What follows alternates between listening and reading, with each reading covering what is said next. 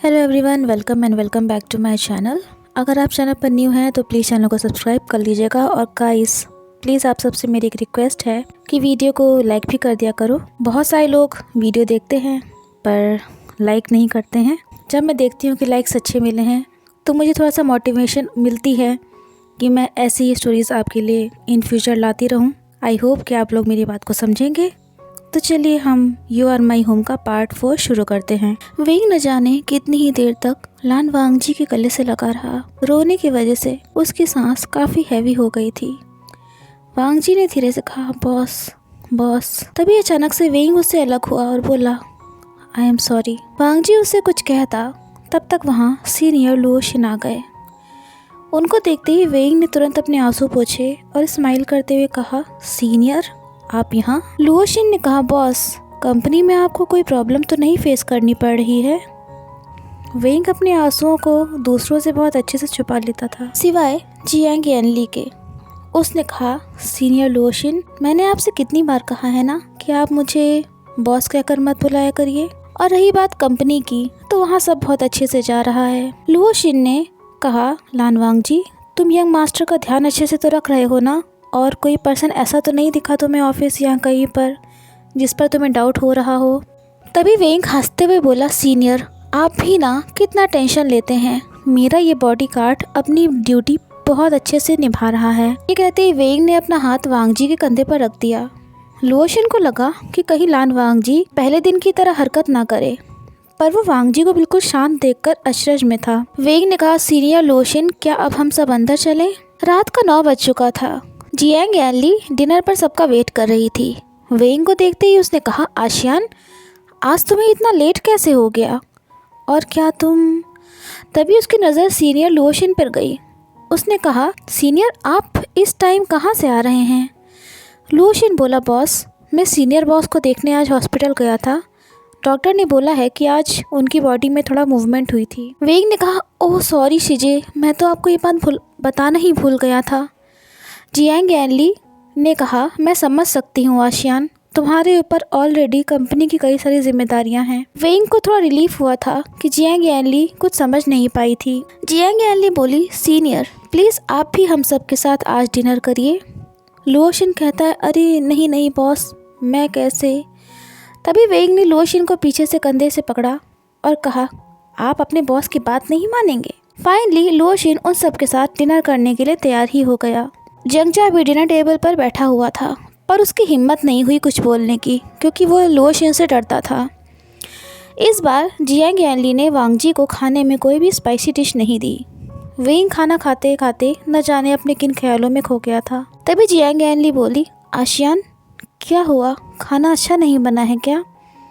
वेंग ने स्माइल किया और कहा, शिजे वो बस मैं, और आपके हाथ का बना हुआ खाना तो बेस्ट होता है।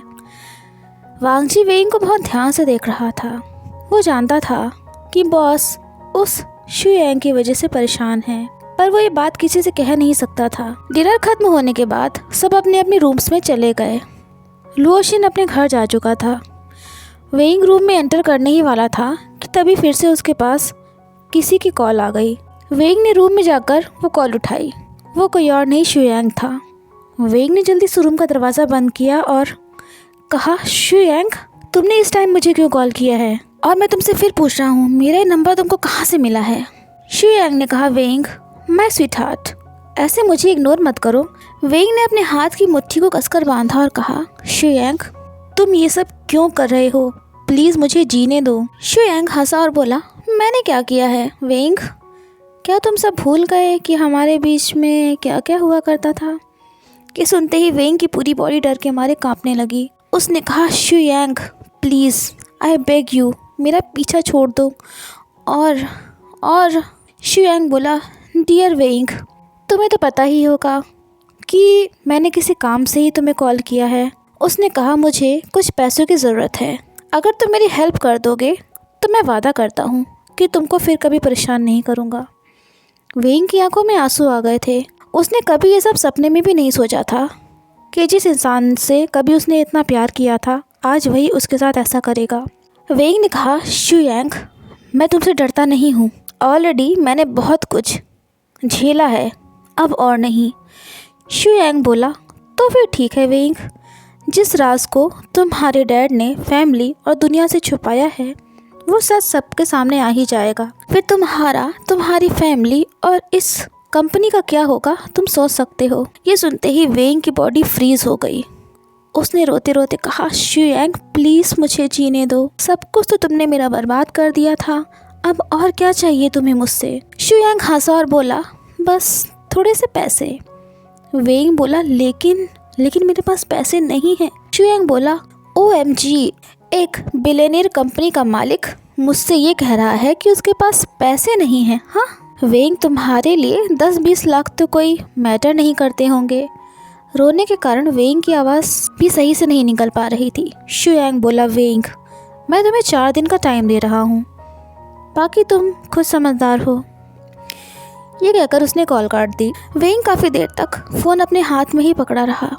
तभी उसने गुस्से में अपना हाथ दीवार पर लगे शीशे पर मार दिया। शीशा तेज़ आवाज़ के साथ टूट गया। वेइंग के हाथ से खून बह रहा था। वो बिल्कुल अपने होश में ही नहीं था।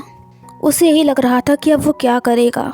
क्या फिर से वही सब उसे देखना पड़ेगा जिससे वो निकल के आया था। जियांग यानली और जियांगचा ऊपर के फ्लोर में रहते थे, इसलिए उन्हें आवाज़ नहीं सुनाई दी।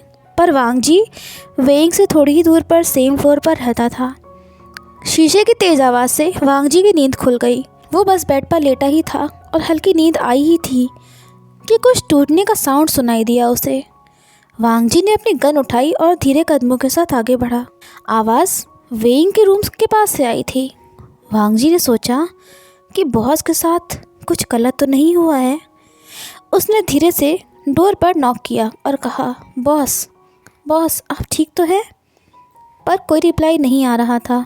वांग जी ने फिर एक बार नॉक किया, पर तब भी डोर ओपन नहीं हुआ। उसने कहा, ठीक है, अगर 1 मिनट में डोर नहीं ओपन हुआ तो मैं इसे तोड़ दूंगा। और ये कहकर उसने अपनी गन दरवाजे की ओर तान दी और आगे बढ़ने लगा। पर तभी अचानक से दरवाज़ा खुला। वांग जी की आंखें खुली की खुली रह गईं। वेइंग के हाथ से खून टपक रहा था और उसकी कंडीशन बहुत ही ख़राब लग रही थी। वांग जी ने तुरंत अपनी गन होल्डर में रखी और वेइंग को सहारा देकर उसके रूम में बेड पर बिठाया। उसे समझ में नहीं आ रहा था कि वो करे तो क्या करे। वांग जी ने कहा, बॉस मैं आपकी सिस्टर को बुला कर लाता हूँ, और ये कहकर वो वहाँ से जाने लगा। तभी वेइंग ने उसका हाथ पकड़ लिया और कहा, प्लीज़ शिजे को या किसी को कुछ भी नहीं पता चलना चाहिए, नहीं तो। वांग जी ने कहा, लेकिन आपके हाथ से इतना ब्लड आ रहा है, डॉक्टर को बुलाना ही पड़ेगा। वेइंग ने आंसू भरी आंखों से वांग जी की ओर देखा और कहा, प्लीज़ शिजे को मत बताना। ये कहकर उसने अपना सर वांग जी के हाथ के सहारे रख दिया। वांग जी के दिल में वे वुशियान को ऐसे देखकर बहुत बेचैनी सी हो रही थी। उसने धीरे से कहा, ओके बॉस, मैं किसी को नहीं बताऊंगा। वांग जी ने कहा, क्या आपके रूम में फर्स्ट एड बॉक्स है? वेइंग ने उंगली से ड्रॉअर की ओर इशारा किया। वांग जी ने धीरे से वेइंग का हाथ छोड़ा और ड्रॉअर की ओर गया जहां फर्स्ट एड बॉक्स रखा हुआ था। उसके खुद के हाथ में चोट लगी थी, तब उसे इतनी परवाह नहीं थी, पर वेवूशियन के हाथ पर पट्टी बांधने में उसे इतनी तकलीफ क्यों हो रही थी। वांग जी जानता था कि वेवूशियन किसी बात से बहुत परेशान है, पर वो उससे पूछता भी तो कैसे। उसने धीरे से फर्स्ट एड बॉक्स बेड के साइड में रखा और वेइंग से कहा, बॉस प्लीज़ आप अपना हाथ आगे करिए। वेइंग ने जब हाथ आगे किया तो एक पल के लिए वांग जी का मन बेचैन हो गया और वो सोचने लगा कि ऐसी क्या बात थी कि बॉस ने अपने साथ ऐसा किया। उसने धीरे से वेइंग के हाथ को पकड़ा और पहले उसके घाव को साफ किया। वेइंग बिल्कुल शांत था। जब किसी के दिल की तकलीफ हद से ज़्यादा बढ़ जाती है तब उस इंसान को अपने फिजिकल पेन का एहसास तक नहीं होता। वेइंग की भी सेम कंडीशन थी। वांग जी ने कहा, बॉस अगर आपको दर्द हो तो प्लीज़ आप मुझे बता दीजिएगा। पर वेइंग ने उसकी बात का कोई जवाब नहीं दिया। ऐसा लग रहा था मानो वेइंग को दर्द का एहसास ही नहीं हो रहा हो। वांग जी ने वेइंग की पट्टी कर दी और उसके सामने खड़ा हो गया। उसने कहा, बॉस प्लीज़ अब आप थोड़ा रेस्ट कर लीजिए। मैंने अभी पट्टी बांध तो दी है, पर कल आप डॉक्टर को ज़रूर दिखा लीजिएगा। वांग जी को बहुत अजीब फील हो रहा था। हमेशा हंसने बोलने वाले उसके बॉस आज किसी बात का रिप्लाई क्यों नहीं दे रहे थे। उसने कहा, ठीक है बॉस, मैं ये फर्स्ट एड बॉक्स ड्रॉअर में रखकर अपने रूम में जा रहा हूँ। ये कहकर वांग जी पीछे मुड़ा ही था कि तभी वेइंग ने उसका हाथ पकड़ लिया और कहा, प्लीज़ प्लीज़ बस कुछ देर के लिए मेरे पास रहो, फिर चले जाना। वांग जी ने बॉक्स टेबल पर रखा और थोड़ी दूर पर जाकर वेंग के पास बैठ गया। कुछ देर तक वे वुशियान बिल्कुल शांत रहा और न ही वांग जी कुछ कह रहा था। तभी वेंग बोला, वांग जी, न जाने क्यों तुमसे मुझे अपनी बातें कहने में कोई डर नहीं लगता। मैं जानता हूँ कि हमारे बीच में बॉस और बॉडीगार्ड का रिश्ता है, पर न जाने क्यों तुम पर मुझे बहुत यकीन है। वांग जी चुपचाप वेंग की सारी बातें सुन रहा था। वेंग ने कहा, वांग जी इतनी दूर क्यों बैठे हुए हो, मेरे पास यहाँ बैठो आकर। वांग जी ने कहा, बॉस मैं यही ठीक हूँ। वेंग ने कहा, आई नो कि तुम मुझे ऐसे देखकर बहुत अजीब फील कर रहे होगे और शायद तुम ये भी सोच रहे होगे कि मैं कितना कमज़ोर हूँ, पर तभी वांग जी उठा और वेंग के पास जाकर बैठ गया। वेंग अपने ख्यालों में खोया हुआ था, इसलिए उसे पता तक नहीं चला कि वांग जी कब उसके बगल में आकर बैठ गया। जैसे ही उसने अपना चेहरा घुमाया तो देखा कि वांग जी उसी की ओर देख रहा था। ये देखकर वेंग के चेहरे पर स्माइल आ गई। वांग जी ने कहा, बॉस मैं आपको कभी जज नहीं करूँगा और हर इंसान की ज़िंदगी में दो पहलू होते हैं, एक अच्छा और एक बुरा। वेंग को यकीन नहीं हो रहा था कि उसका बॉडीगार्ड, जो कभी किसी से बात तक नहीं करता था, आज वो उससे ये सब कह रहा है। वांग जी ने कहा, बॉस अगर आप मुझे बताना चाहो तो आप बता सकते हो। वेंग कहता है, वांग जी मेरी लाइफ में बताने के लिए कुछ है ही नहीं। पर तभी वांग जी बोला, बॉस मैंने आपकी कलाई पर एक निशान देखा था। ये सुनकर वेंग बिल्कुल शॉक्ड हो गया था, क्योंकि घर में किसी को भी ये बात पता नहीं थी। तो फिर वांग जी ने कैसे देख लिया उसे? वांग जी बोला, इट्स ओके, अगर आप मुझे नहीं बताना चाहते हो, पर मेरे बड़े भाई हमेशा कहते हैं कि खुशी बांटने से दोगुनी होती है और दुख बांटने से कम। ये सुनकर वेंग ने अपना लेफ्ट हैंड वांग जी के हाथ के ऊपर रखा और कहा, वांग जी ऐसा नहीं है कि मैं तुम पर ट्रस्ट नहीं करता, बस समझ में नहीं आ रहा कि शुरुआत कहाँ से करूँ। वांग जी ने कहा, बॉस इट्स ओके, आप अपना टाइम ले लो, मैं वेट करूँगा आपका। वेंग बोला, वांग जी मैंने पहले अपने आप को हर्ट करने की बहुत बार कोशिश करी है और ये निशान उसी का सबूत है। उसने अपना सर वांग जी के कंधे पर रखा और कहा कि कॉलेज में, स्कूल में अक्सर मेरे फ्रेंड्स, जो कि सिर्फ नाम के ही फ्रेंड्स थे, हमेशा यही कहा करते थे, वे वुशियान तुम तो बहुत लकी हो, तुम्हारे पापा की इतनी बड़ी कंपनी है, तुम्हें तो कभी मेहनत ही नहीं करनी पड़ेगी, तुम जैसी चाहो वैसी लाइफ स्टाइल जी सकते हो। लड़कियां मुझे इसलिए डेट करना चाहती थी क्योंकि वो मुझे नहीं, मेरे फैमिली बैकग्राउंड को ज़्यादा पसंद करती थी। पर एक दिन एक शख्स मेरी ज़िंदगी में आया और उसने मेरी पूरी लाइफ चेंज कर दी। वांग जी को वेंग की हैवी सांसें साफ साफ सुनाई दे रही थी। उसने वेंग का हाथ हटाने की कोशिश नहीं करी। वेंग ने कहा, वांग जी अब जो बात मैं तुमसे बताने जा रहा हूँ वो मेरे घर में किसी और को नहीं पता है सिवाय डैड के। वांग जी ने कहा, बॉस अगर आपको मुझ पर ट्रस्ट है तभी आप मुझे ये बात बताइएगा। ये सुनकर वेंग ने अपना सिर उठाया और वांग जी की आंखों में देखकर कहा, मुझे तुम पर पूरा यकीन है। वांग जी का दिल तेजी से धड़क उठा। तुरंत उसने अपनी नज़रें हटा ली। वे वुशियान की खूबसूरती थी या फिर उसका नेक दिल, इस सब ने वांग जी जैसे कोल्ड हार्टेड पर्सन को भी पिघला दिया था। वेंग ने कहा, वांग जी मैं हमेशा से अकेला ही रहा हूँ, क्योंकि जितने भी लोग मेरे नज़दीक आए थे वो सब सिर्फ सेल्फिश थे। मैं कॉलेज फर्स्ट ईयर में था तब एक न्यू लड़का वहाँ ट्रांसफ़र होकर आया। शुरुआत में मैं उससे ज़्यादा बात नहीं करता था, पर एक दिन अचानक से वो मेरे बगल में आकर बैठा और बोला, हाय मेरा नाम शुयांग है, क्या तुम मुझसे दोस्ती करना चाहोगे? मेरे इतना नज़दीक कभी कोई नहीं आया था, इसलिए मैं घबरा गया और सीट से गिरने ही वाला था कि शुयांग ने मुझे संभाल लिया। वांग जी समझ गया था कि ये वही शुयांग है जो कंपनी में आया था। वेंग ने वांग जी का हाथ टाइटली पकड़ लिया था। उसने कहा, धीरे धीरे मैं और शुयांग एक दूसरे के नज़दीक आते चले गए और न जाने कब मुझे उससे प्यार हो गया, पता ही नहीं चला। वेंग ने कहा, वांग जी पहले मुझे लगता था कि ये गलत है, क्योंकि एक लड़का दूसरे लड़के को कैसे चाह सकता है, इसलिए मैंने शुयांग से दूरी बनाना शुरू कर दिया। पर हम अपने दिल से मजबूर होते हैं। फाइनली मैंने शुयांग से अपनी फीलिंग्स कन्फेस कर दी और हम दोनों रिलेशन में आ गए। वेंग ने कहा, वांग जी मुझे हर एक दिन खूबसूरत लगने लगा था। मैं बहुत खुश रहने लगा था। अगर एक दिन भी मेरी शुयांग से बात नहीं होती थी तो मेरा दिल परेशान हो जाता था। किसी भी चीज़ में मन नहीं लगता था मेरा। हम एक दूसरे के बहुत नज़दीक आ चुके थे, पर मुझे आने वाले तूफ़ान के बारे में बिल्कुल भी आभास नहीं था। वेंग ने गहरी सांस ली और कहा, वांग जी, मेरे डैड को हम दोनों के बारे में पता चल गया। उन्होंने मुझसे कहा कि मैं शुयांग का साथ छोड़ दूं, पर मैंने कहा नहीं, मैं शुयांग का साथ नहीं छोड़ सकता हूं। जब मैंने उनकी बात नहीं मानी तो उन्होंने मेरे सामने कुछ तस्वीरें फेंकी और कहा, लो असलियत देख लो उस शुयांग की जिस पर तुम इतना भरोसा करते हो, जिसके लिए तुम अपने डैड के खिलाफ भी जा रहे हो। वेइंग का दिल तेजी से धड़कने लगा था। उसने जब वो तस्वीरें देखी तो ऐसा लगा वो वहीं पर मर जाएगा। शुयांग ने उसकी और अपनी कुछ इंटीमेट फोटोज क्लिक कर रखी थी। वेइंग ने कहा, वांग जी, डैड मुझसे न जाने कितने दिनों तक नाराज़ रहे, बात तक नहीं करी उन्होंने मुझसे। मैंने शुयांग से पूछा इन सब फ़ोटोज़ के बारे में तो वो हंसा और बोला कि इन फ़ोटोज़ से मैं रिच बन सकता हूँ। मैंने उससे कहा कि प्लीज़ एक बार कह दो कि ये झूठ है, तुमने मुझसे सच्चा प्यार किया था।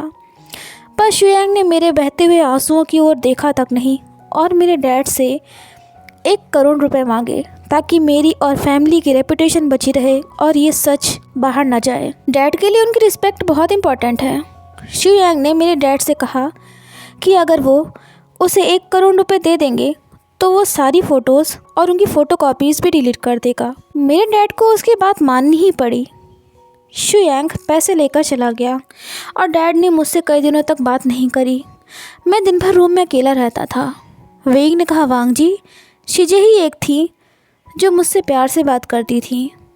मैंने कई बार अपने आप को हार्म करने की कोशिश करी, सुसाइडल थॉट्स आते थे, पर शीजे का चेहरा देखकर मैं रुक जाता था। धीरे धीरे मैंने खुद को इस अंधेरे से बाहर निकाला। मैंने अपना फ़ोन नंबर चेंज कर दिया, अपनी लाइफ स्टाइल चेंज कर दी। मैं खुश भी रहने लगा था, पर शायद इस बार वांग जी ने वेइंग का हाथ टाइटली पकड़ लिया और कहा, बॉस, मैं आपको प्रोटेक्ट करूँगा, उस शुयांग से भी और आपके दुश्मनों से भी। ये सुनते ही वेइंग ने वांग जी को कसकर गले से लगा लिया। वो रोता जा रहा था। वांग जी वेइंग की पीठ को धीरे धीरे सहला रहा था। कुछ देर बाद वेइंग ने कहा, थैंक यू वांग जी। वांग जी ने मन ही मन कहा, शुयांग, मैं तुम्हें अपने बॉस की लाइफ दोबारा ख़राब करने नहीं दूंगा और ना ही तुम्हें उन्हें हर्ट करने दूंगा। उसने वेइंग को बेड पर लेटा दिया और उसका हाथ पकड़े हुए बेड पर बैठा रहा। कुछ टाइम बाद वेइंग को नींद आ गई, पर वांग जी अभी भी उसके चेहरे की ओर ही देख रहा था और मन ही मन सोचने लगता है कि इतने नेक दिल इंसान के साथ कोई इतना बुरा कैसे कर सकता है। लेकिन अब मैं ऐसा कुछ भी नहीं होने दूंगा। वेइंग गहरी नींद में था। वांग जी ने धीरे से उसका हाथ बेड पर रखा और वहाँ से जाने को हुआ। तभी उसने देखा कि वेइंग ने उसकी शर्ट का एक कोना पकड़ लिया था। ये देखकर वांग जी के फेस पर हल्की सी स्माइल आ गई, जो शायद ही पहले कभी आई हो, और उसने धीरे से कहा, बॉस, आप ना सोते टाइम बिल्कुल एक बच्चे की तरह लगते हो। उसने धीरे से अपनी शर्ट छुड़ाई और रूम का दरवाज़ा बंद करके अपने रूम में चला गया। रूम में जाकर वांग जी ने अपने कपड़े चेंज किए और हाथ पर बंधी पट्टी खोलकर देखी। उसने सोचा, मेरे हाथ में चोट लगी थी तो मुझे इतना दर्द हो रहा था, बॉस का तो हाथ कितना ज़्यादा पेन कर रहा होगा। वांग जी ने टाइम देखा, काफ़ी लेट हो चुका था। उसने कहा कि कल मैं ग से बात करूँगा। ये शुयांग आखिरकार है कौन और इसका क्या मकसद है बॉस की लाइफ में दोबारा से आकर उन्हें परेशान करने का। वांग जी का बड़ा भाई अब एक डिटेक्टिव बन चुका था और शुयांग के बारे में पता करना उसके लिए बहुत आसान था। वांग जी ने कहा, बॉस, मैं आपको और तकलीफ़ में नहीं जीने दूंगा। शुयांग ने जितना आपको रुलाया है वो इसका डबल रोएगा। वांग जी के चेहरे के सामने वेइंग का चेहरा नाच रहा था और उसी को सोचते सोचते वांग जी न जाने कब गहरी नींद में सो गया। सो फ्रेंड्स, ये पार्ट यहीं पर एंड होता है। कैसा लगा आप सबको कमेंट्स करके ज़रूर बताना। वीडियो पसंद आई हो तो लाइक और शेयर करना और चैनल को सब्सक्राइब कर लेना। मिलते हैं फिर एक न्यू वीडियो के साथ। Till then take care and bye bye.